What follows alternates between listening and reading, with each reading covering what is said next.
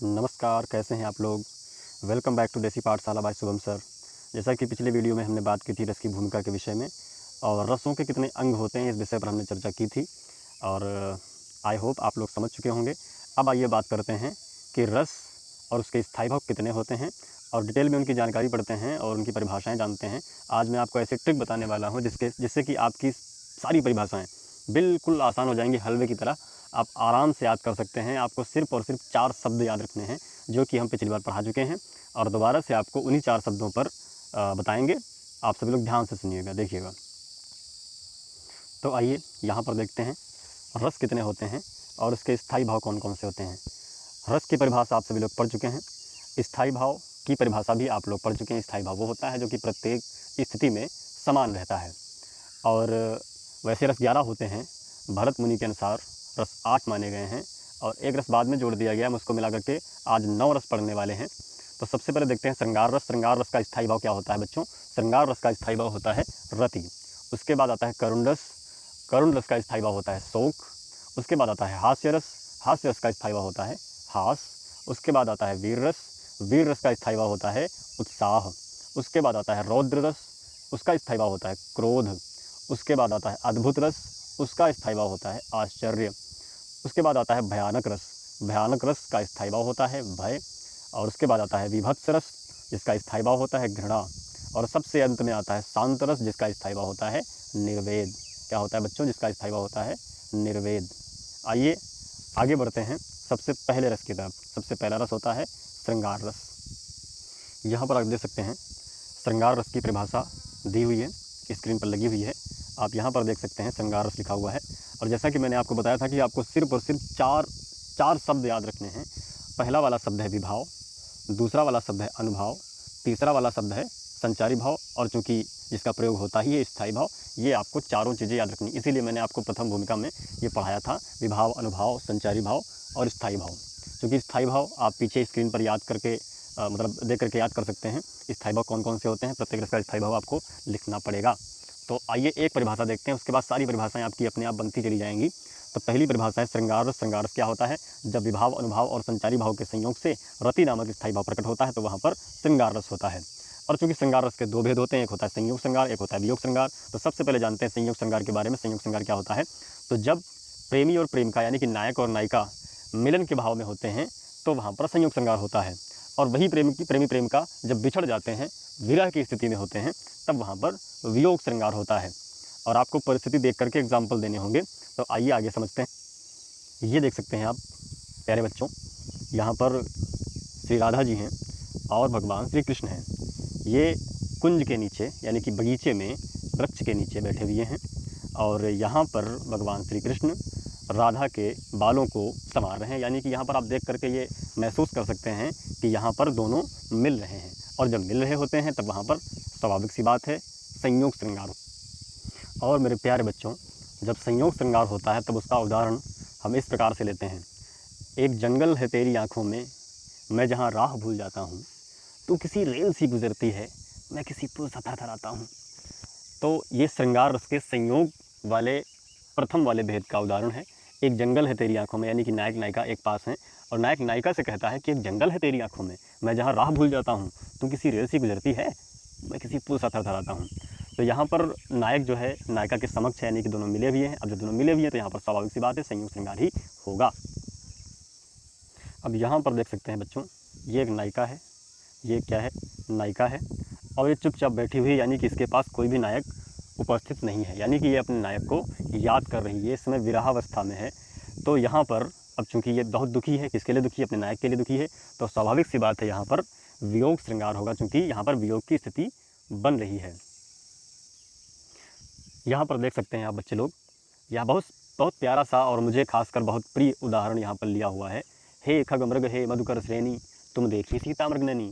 भगवान राम जब वन में भटक रहे हैं सीता जी की खोज में, तो जंगल के पक्षियों से पूछते हैं, जंगल के जानवरों से पूछते हैं, जंगल में फूलों पर बैठे हुए भंवरों से पूछते हैं, क्या तुमने मेरी सीता जो कि बिल्कुल हिरन की सी आँखों वाली है उसको देखा है? तो रो करके पूछ रहे हैं। तो यहाँ पर भगवान श्री राम रो करके पूछ रहे हैं खग से, मृग से, मधुकर से। और यहाँ पर चूँकि वो अपनी पत्नी के विवाह में हैं, वियोग में हैं, उनकी पत्नी रावण के द्वारा अपहृत की जा चुकी हैं, तो इसलिए यहाँ पर वियोग श्रृंगार उत्पन्न हो रहा है। अगला रस हम लेते हैं करुण रस, और करुण रस का स्थायी भाव होता है शोक। हमने जैसा कि पिछली बार बताया था, आपको सिर्फ और सिर्फ 4 शब्दों पर ध्यान देना है, जिनका नाम है विभाव, अनुभाव और संचारी भाव। ठीक है, तो आप परिभाषा देख लेते हैं। जब विभाव, अनुभाव और संचारी भाव के संयोग से शोक नामक स्थायी भाव उत्पन्न होता है, तो वहाँ पर करुण रस होता है, तो वहाँ पर करुण रस होता है। अब यहाँ पर ये परिभाषा भी हमारी बन गई। आगे एग्जाम्पल देखते हैं। अब ये प्यारे बच्चों आप देख सकते हैं, जहाँ पर ये एक पिता है और ये एक पुत्री है, ये एक पुत्री है। पिता अपने पुत्री को विदाई के समय विदा कर रहा है और अत्यंत दुखी होकर के कर रहा है। तो जब ऐसी स्थिति होती है जहाँ पर शोक उत्पन्न होता है, अब इसको देख करके आपके अंदर भी दुख उत्पन्न हो गया होगा, आपको दुख लग रहा होगा। प्रत्येक व्यक्ति को दुख लगता है जब कोई बेटी विदा होती है। तो यहाँ पर दुख का भाव उत्पन्न हो रहा है, यहाँ पर जो अनुभव हो रहा है वो दुख वाला हो रहा है। तो इसलिए यहाँ पर शोक नामक स्थायी भाव उत्पन्न हो रहा है, जो कि करुण रस को उत्पन्न करता है। अब यहाँ पर प्यारे बच्चों एक बहुत प्यारा सा एग्जाम्पल फिर से लिया हुआ है। लिखा हुआ है, शोक विकल सब रोंगहि रानी, रूप सीर बल तेज बखानी, करहि विलाप अनेक प्रकार, परहि भूमि तल बारहि बारा। अब ये उदाहरण जो है उस समय का है, जिस समय अयोध्या में महाराज दशरथ, उनका देहांत हो चुका है और राजभवन में सारी उनकी जो तीनों रानियाँ थीं वो विलाप कर रही हैं। शोक विकल सब रोंगहि रानी, रूप सील बल तेज बखानी, यानी कि राजा के रूप का, सील का और बल का वर्णन करते हुए, तेज का वर्णन करते हुए रो रही हैं और बार बार ज़मीन पर गिर पड़ती हैं बेहोश होकर के। तो यहाँ पर आपको इसको पढ़ करके अपने अंदर भी दुख महसूस हो रहा होगा। तो जब इस प्रकार की स्थिति बनती है तो वहाँ पर शोक नामक स्थायी भाव उत्पन्न हो जाता है, और जब शोक नामक स्थायी भाव उत्पन्न हो जाता है तब वहाँ पर करुण रस बन जाता है। अब प्यारे बच्चों अगली परिभाषा ली हुई है हास्य रस की। उसमें फिर से हम चार ही शब्द देखते हैं, विभाव देखते हैं, अनुभाव देखते हैं और संचारी भाव देख सकते हैं। और मतलब जोड़ने में आप कुछ भी जोड़ सकते हैं, मतलब कोई भी वीडियो को देख करके, कोई भी कविता को पढ़ करके, जब विभाव, अनुभाव और संचारी भाव के संयोग से हास्य नामक स्थायी भाव उत्पन्न होता है या प्रकट होता है, तब वहाँ पर हास्य रस होता है। बाकी सिंपली आप ये परिभाषा परीक्षा में आराम से यूज़ करके अपने पूरे नंबर प्राप्त करने में सक्षम हो सकते हैं। तो आगे देखते हैं हास्य रस की परिभाषा। जब विभाव, अनुभाव और संचारी भाव के संयोग से हास्य नामक स्थायी भाव उत्पन्न होता है, तब वहाँ पर हास्य रस होता है। एग्जाम्पल ले लेते हैं। अब ये चित्र आप देख सकते हैं, इसमें हास्य रस है। अब किस प्रकार से हास्य रस है आप देख सकते हैं। ये एक मुर्गा है और ये एक मुर्गी है। इनको आप आपस में पति पत्नी मान सकते हैं या प्रेमी प्रेमिका मान सकते हैं। अब ये जो मुर्गा है, इस मुर्गी की गर्दन को दबोच करके इसको डांट रहा है कि तूने जो अंडा दिया है इसमें से यह हाथी का बच्चा क्यों निकला है, जल्दी से मुझको बता दे कि यह हाथी का बच्चा कहाँ से आया, जब प्यार तुझसे मैं करता हूँ तब फिर यह हाथी का बच्चा कैसे पैदा हो गया। तो बहुत डांट रहा है। अब यहाँ पर आपको अचानक से हंसी आ जाती है। तो जब हंसी आ जाती है तो यहाँ पर स्थायी भाव कौन सा बनता है, हास्य बनता है। और जब हास्य नामक स्थायी भाव बनता है तो हमारा रस बनता है हास्य रस। अब आगे एक बहुत सरल सा, बड़ा ही मस्ती वाला एग्जाम्पल लिया हुआ है। आप देख सकते हैं, हाथी जैसी देह है गैंडे जैसी खाल, हाथी जैसी देह है गैंडे जैसी खाल, तरबूजे सी खोपड़ी खरबूजे से गाल। अब इस सरल से एग्जाम्पल को पढ़ करके ही आपको हंसी आ रही होगी, क्योंकि हाथी जैसी देह है गैंडे जैसी खाल है, तरबूजे से खोपड़ी कहाँ होती है, खरबूजे से गाल। तो इसमें विकृत सा शब्दों का समूह आपको पढ़ने को मिल रहा है। तो जिसको सुन करके या पढ़ करके या समझ करके आपको हास्य नामक स्थायी भाव प्रकट होता है, जिसके कारण यहाँ पर हास्य रस की निष्पत्ति होती है। अगली परिभाषा बच्चों लेते हैं वीर रस की। वीर रस की परिभाषा क्या होती है कि जब विभाव, अनुभाव और संचारी भाव के संयोग से उत्साह नामक स्थायी भाव प्रकट होता है तो वहाँ पर वीर रस होता है। अब फिर आपको वही चारों शब्द पर ध्यान देना है, विभाव, अनुभाव और संचारी भाव। वीर रस की परिभाषा भी ऐसे बन सकती है। आप कुछ भी देख करके, मतलब किसी कविता को पढ़ करके या किसी परिस्थिति को देख करके, जब विभाव, अनुभाव और संचारी भाव के संयोग से उत्साह नामक स्थायी भाव प्रकट होता है तब वहाँ पर वीर रस होता है।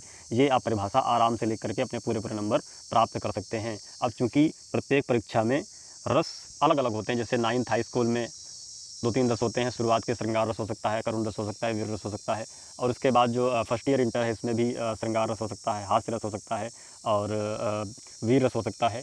मतलब कहने का ये है 2 ही 3 रस पूछे जाते हैं और उन्हीं को आपको याद करना है। लेकिन मैं सारे रस यहाँ पर पढ़ाई दे रहा हूँ। जो भी रस आपकी परीक्षा में आ जाता है या आपके कोर्स में आ जाता है उसको आराम से आप याद कर सकते हैं। और एग्जाम्पल की बात रही तो एग्जाम्पल आप कोई भी सा देख सकते हैं, मतलब कोई भी एग्जाम्पल आप लिख करके परीक्षा में रख सकते हैं। तो आइए इसका उदाहरण ले लेते हैं। अब यहाँ पर देख सकते हैं प्यारे बच्चों, यहाँ पर सेना के जवान अपनी अपनी बंदूकें लेकर के खड़े हुए हैं। अब ये सीन देख करके किस लड़के के या किस देशवासी के हृदय में उत्साह नहीं जागृत हो जाएगा। तो यहाँ पर जो इनको देख करके उत्साह जागृत हो रहा है, उत्साह नामक स्थायी भाव, कुछ कर सकने के लिए, देश के प्रति कुछ कर पाने की अंदर से इच्छा जागृत होती है, इसी को उत्साह बोलते हैं। अब ये उत्साह नामक स्थायी भाव जब बनता है तब इसी को बोलते हैं वीर रस। बहुत प्यारे से एक उदाहरण को लिया हुआ है, यहाँ पर 2 उदाहरण हैं। खूब लड़ी मर्दानी वह तो झांसी वाली रानी थी। झांसी वाली रानी यानी कि रानी लक्ष्मीबाई की बात यहाँ पर हो रही है, तो उनका नाम सुन कर के भी हमारे अंदर उत्साह जागृत हो जाता है। और दूसरा एग्जाम्पल जो कि बहुत ही प्यारा सा है, वह खून कहो किस मतलब का जिसमें उबाल का नाम नहीं, वह खून कहो किस मतलब का जो आ सके देश के काम नहीं। अब यहाँ पर देश के प्रति कुछ कर सकने की इच्छा जागृत हो जाती है, इसी को बोलते हैं उत्साह। और जहाँ पर उत्साह नामक स्थायी भाव प्रकट होता है वहीं पर वीर रस की निष्पत्ति हो जाती है। आइए अगला वाला रस देखते हैं। अगला वाला रस है बच्चों रौद्र रस। जब विभाव, अनुभाव और संचारी भाव के संयोग से क्रोध नामक स्थायी भाव प्रकट होता है तो वहाँ पर रौद्र रस, यानी कि जब हमको गुस्सा आ जाए, अचानक से किसी के ऊपर गुस्सा आ जाए, किसी को मार लग जाए, किसी को लगता है मतलब ये हो कि अब इसको मार डालें अब, तो जब इस प्रकार का क्रोध बनता है तब इसी क्रोध से बन जाता है हमारा कौन सा रस बन जाता है, रौद्र रस बन जाता है। तो आइए अब इसका एग्जाम्पल देख लेते हैं। अब ये देख सकते हैं आप लोग, यहाँ पर आपको ये हनुमान जी का रूप दिख रहा होगा। ये उस समय की तस्वीर है जिस समय हनुमान जी लंका में पहुंचकर अपनी पूँछ में जब उनकी आग लगाई गई थी, तब अपनी पूँछ में लगी हुई आग से वो पूरी लंका को जलाते हुए दिख रहे हैं। तो ये बहुत गुस्से में हैं, बहुत गुस्से में हैं, इनका मुंह देख सकते हैं आप कितने गुस्से में हैं। तो ये गुस्सा ही इनको जो है, जो आ रहा है, ये बना देता है क्रोध। और ये क्रोध ही किस रस को निरूपित करता है, तो ये रौद्र रस को प्रकट कर देता है। आगे एग्जाम्पल, अब ये देखिए प्यारे बच्चों, लिखा हुआ है जुलल ललाट पर अदम्य तेज वर्तमान था, प्रचंड मान भंग जन्य क्रोध वर्तमान था। अब यहाँ पर जो है, जैसा कि फ़ोटो मैंने आपको दिखाई थी, हनुमान जी लंका में जला रहे हैं, अपनी पूँछ से आग जला करके पूरी लंका को जला रहे हैं, राख कर रहे हैं। तो उनके मुख पर जो गुस्सा है उसको श्याम नारायण पांडे जी जो एक कवि हैं, उन्होंने कविता में बताते हुए लिखा है कि जुलल ललाट पर अदम्य तेज वर्तमान था, प्रचंड मान भंग जन्य क्रोध वर्तमान था, ज्वलंत पुच्छ बाहु व्योम में उछालते हुए, अराति पर असह्य अग्नि दृष्टि डालते हुए, उठे कि दिगंत में अवर्ण ज्योति छा गई, कपीस के शरीर में प्रभा स्वयं समा गई। तो यहाँ पर जो हनुमान जी के मुख पर तेज था, उनके मुख पर जो उत्साह था, उनके मुख पर जो गुस्से की रेखाएं झलक रही थीं, उन्हीं को दिखाया गया है, जिससे कि क्रोध नामक स्थायी भाव प्रकट हो रहा है और यहाँ पर रौद्र रस की निष्पत्ति होती दिखाई दे रही है। आइए अगला रस देखते हैं। तो अगला रस है बच्चों अद्भुत रस। कौन सा रस है? अद्भुत रस, जिसका स्थायी भाव होता है विस्मय, यानी कि शंका हो जाना, ऐसी चीज़ देख लेना जो बहुत ही अद्भुत हो, बड़ी ही मतलब जो कभी देखा ही ना हो, अचानक से अजूबा हो, उसको जब देखते हैं तो हमको कौन सा रस प्रकट होता है? अद्भुत रस, जो कि आजकल साउथ की फिल्मों में अधिकतर दिखाया जा रहा है ना, सभी लोग देखते होंगे। आइए इसका एग्जाम्पल ले लेते हैं। अब ये देख सकते हैं प्यारे बच्चों, अद्भुत रस का इससे ज़्यादा अच्छा उदाहरण मुझे नहीं लगता कि दिया जा सकता है। भगवान श्री कृष्ण ने, आप सभी लोग कहानी जानते होंगे, जब मैया ने कहा कि मुख खोलो, चूँकि कान्हा ने मिट्टी खाई थी, और जब कन्हैया से पूछती हैं मैया कि मिट्टी खोलो, मुँह खोलो, तब कन्हैया जी मना कर देते हैं, और बहुत कहने पर, बहुत ही मैया के डांटने पर जब मुँह खोलते हैं तब उनके मुख के अंदर पूरा ब्रह्मांड दिखाई देने लग जाता है। ये पूरा आप देख रहे हैं, यहाँ पर सूर्य दिखाई दे रहा है, यहाँ पर ग्रह दिखाई दे रहे हैं, सब कुछ दिखाई दे रहा है। तो मैया जो है आश्चर्यचकित हो जाती हैं। अब ये जो आश्चर्यजनक स्थिति मुख में दिखाई दे रही है कन्हैया के, इसी को तो बोलते हैं विस्मय। इसे ही बोलते हैं बच्चों विस्मय। क्या बोलते हैं? विस्मय, यानी कि शंका हो जाना, आखिर ये है क्या। इसी से निरूपित होता है हमारा अद्भुत रस। आइए इसका उदाहरण ले लेते हैं। अब ये मैंने बहुत सरल सा एग्जाम्पल यहाँ पर लिया हुआ है। मछली चलकर के ज़मीन पर आई, मछली चल के ज़मीन पर आई, अचंभा देखा ये साहिल भाई। अब चूंकि यहाँ पर बताया जा रहा है कि मछली जो है ज़मीन पर चल करके आ रही। अब अचानक से आप खड़े हों कहीं पर तालाब के किनारे और एक मछली निकले मतलब तालाब से, और आपके पास चल कर के आ रही हो, तो आप मतलब आप आश्चर्यचकित हो जाएंगे, आपके अंदर विस्मय वाली स्थिति हो जाएगी। यानी कि विस्मय जो आपके अंदर बन रहा है, इसी को बोलते हैं अद्भुत रस। यहीं से आपका अद्भुत रस बन जाता है। तो ये अद्भुत चीज़ देखी साहिल भाई ने, और चूँकि मछली चल के ज़मीन पर आई थी, इसलिए यहाँ पर कौन सा रस बनता है? अद्भुत रस बनता है। आइए बच्चों अगला एग्जाम्पल अगला रस देखते हैं। तो हमारा अगला रस है भयानक रस। अगला रस है भयानक रस, जिसका स्थायी भाव होता है भय। जिसका स्थायी भाव क्या होता है? भय। और फिर वही चारों शब्द विभाव, अनुभाव और संचारी भाव के संयोग से। अब इसकी परिभाषा बना सकते हैं आप, जब विभाव, अनुभाव और संचारी भाव के संयोग से भय नामक स्थायी भाव प्रकट होता है, तब वहाँ पर भयानक रस होता है। अब इसका उदाहरण ले लेते हैं। आपको पहले फ़ोटो दिखाएंगे एक। ओ भाई, ये देखिए, दिखाई दे रहा है आपको। तो बच्चा लोग आप देख सकते हैं, यहाँ पर नृसिंह भगवान का चित्र आपको दिखाई दे रहा होगा। इस शेर की मुखाकृति वाले बड़े बड़े नाखून दिख रहे हैं यहाँ पर, बहुत मतलब भयानक दिख रहे हैं। तो स्वाभाविक सी बात है, किसी भी व्यक्ति को देख करके इस प्रकार से डर लग सकता है। अंदर से मतलब बहुत डर सा लगने लगता है, और आपके पसीना भी छूटने लग जाता है, रोए भी खड़े हो जाते हैं। तो ये सारी प्रतिक्रियाएं जब होनी शुरू हो जाती हैं, तब ये कौन सा स्थायी भाव उत्पन्न होता है? तब हमारा स्थायी भाव उत्पन्न होता है भय, और जो स्थायी भाव भयानक रस को प्रकट करता है। तो आइए देखते हैं इसका उदाहरण।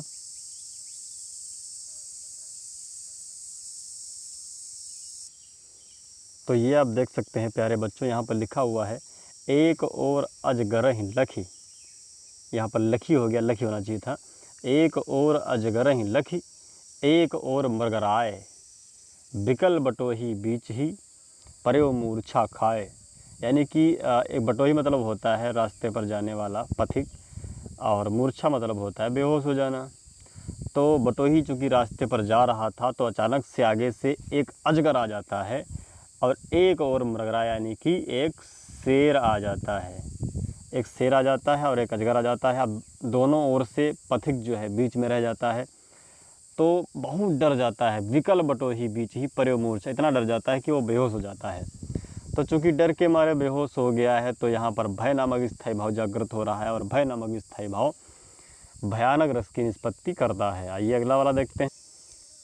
तो प्यारे बच्चों, अगला वाला और आखिरी वाला रस हमारा है शांत रस, और इसकी भी परिभाषा उसी प्रकार से बन जाएगी, जब विभाव, अनुभाव और संचारी भाव के संयोग से निर्वेद नामक स्थायी भाव प्रकट होता है, तो वहाँ पर शांत रस होता है। कौन सा रस होता है? शांत रस होता है। ये आपको चारों शब्द मैंने पहले भी बताया है कि ये चार शब्द आपको बहुत ही ध्यान में रखने हैं, और हमेशा याद रखने। कभी भी आपकी कोई परिभाषा गलत हो ही नहीं सकती है। आप इन्हीं का यूज़ करके कोई भी परिभाषा बना सकते हैं। कोई भी का मतलब ये नहीं कि अलंकार की बना देना, रस की परिभाषा बनेगी। तो निर्वेद नामक स्थायी भाव जब प्रकट होता है, तब वहाँ पर शांत रस होता है। आइए इसका एक एग्जाम्पल ले लेते हैं। ये यहाँ पर आप देख सकते हैं, ये कौन है? ये महात्मा बुद्ध जी हैं। ये महात्मा बुद्ध हैं, और ये शांति रूप में बैठे हुए हैं, क्योंकि शांति की खोज करने के लिए ही गए हुए थे जंगल में। तो ये शांत बैठे हुए हैं, तो इसलिए यहाँ पर कह सकते हैं शांत रस है। बिल्कुल मतलब न बोल रहे हैं, न हिल रहे हैं, न डुल रहे हैं। अगर इनको मतलब यहाँ तक कि इनकी स्थिति इतनी उद्दाप्त हो चुकी होती है कि अगर कोई इनको आवाज़ भी दे, तो ये इतनी जल्दी जागते नहीं हैं। इसको समाधिस्थ स्थिति कहते हैं। तो यहाँ पर निर्वेद हो चुके हैं, मतलब कोई भी इनके अंदर विकार नहीं है। अब ये बिल्कुल शांत हो चुके हैं, तो यहाँ पर शांत रस की निष्पत्ति हो चुकी है। आइए आगे देखते हैं इसका उदाहरण।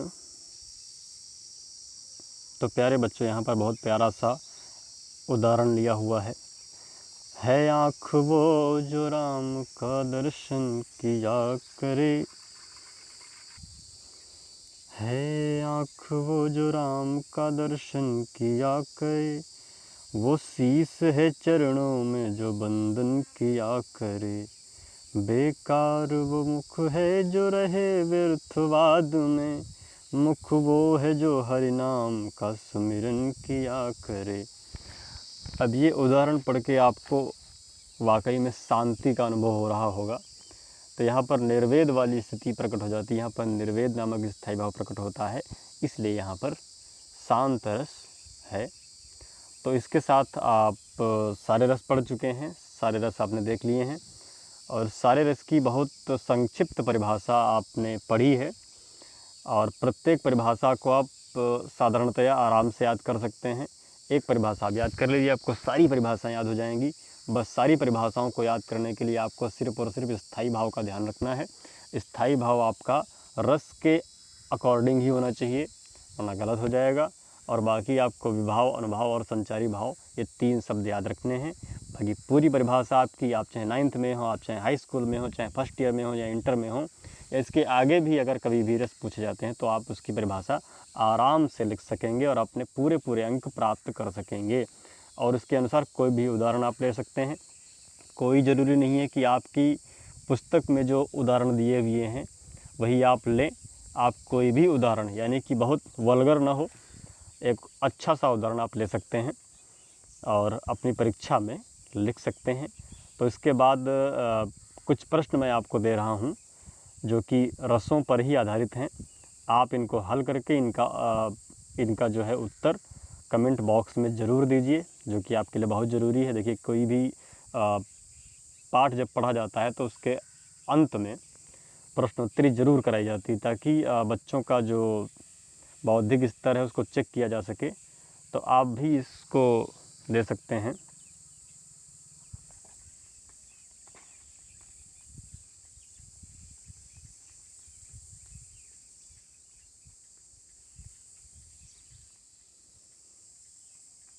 यहाँ पर आप देख सकते हैं। और इसी के साथ आपका रस वाला चैप्टर ख़त्म होता है। बहुत बहुत नमस्कार, बहुत बहुत धन्यवाद।